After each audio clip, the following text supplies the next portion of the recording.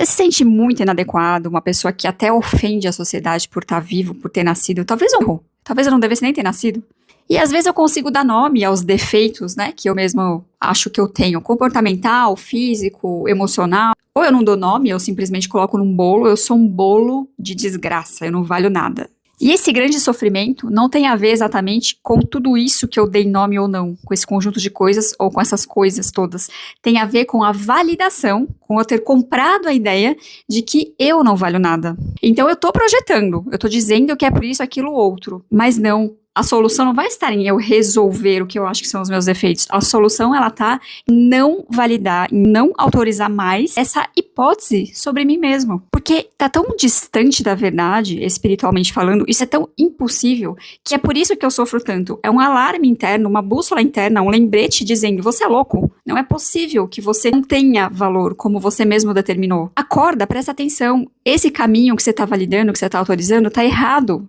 E por que a gente chega nesse estágio de sofrimento, até mesmo de loucura, de depressão, de estados psíquicos muito, muito, muito baixos? Porque lá atrás, quando a gente era criança, e os nossos cuidadores, as pessoas que nos olhavam, reprimiam, rejeitavam vários aspectos a nosso respeito, éramos crianças, sem recurso, a gente não sabia lidar com tudo aquilo que era rejeitado. E a criança, ela é muito esponja, ela vai absorver se alguém disser que o fato de eu existir é errado, ou coisas mínimas humanas, como, por exemplo, ficar com raiva, inveja, chorar, tudo isso é errado, eu vou me voltar contra mim mesmo, achando que de fato eu sou um problema. E muitas vezes o que acontecia era o seguinte, a minha luz, por eu ser um ser puro, uma criança inocente, uma criança autêntica e espontânea, essa luz dessa criança simplesmente iluminava sombras daqueles adultos, eles não sabiam lidar com aquilo. Por isso que a primeira coisa era reprimir. E eu, criancinha, caía como um patinho, porque eu simplesmente dependia daqueles cuidadores, e eu não revisitei nunca mais esse mapa mental que eu construí quando eu tinha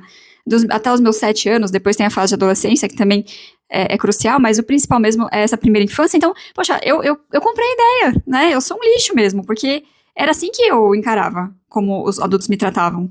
E eu não revisitar essa ideia depois de adulto, me faz agir como aquela criança, só que hoje eu tenho recurso, hoje eu não preciso mais de apoio emocional, de apoio físico. Se eu precisar cortar da minha vida aquelas pessoas, eu vou cortar. Eu não preciso delas para sobreviver. Entende como a gente tem a faca e o queijo na mão, só que a gente não entendeu ainda que, na verdade, não tem nada de errado, né? E por mais que você acredite muito que tem algo de muito errado com você, claro, tem questões comportamentais, questões que são...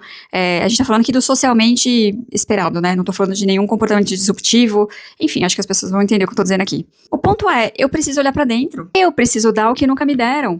Que é o que as pessoas falam, tem que se amar e tal, mas ninguém explica muito bem como, né? O se amar é a integração das partes rejeitadas. Em algum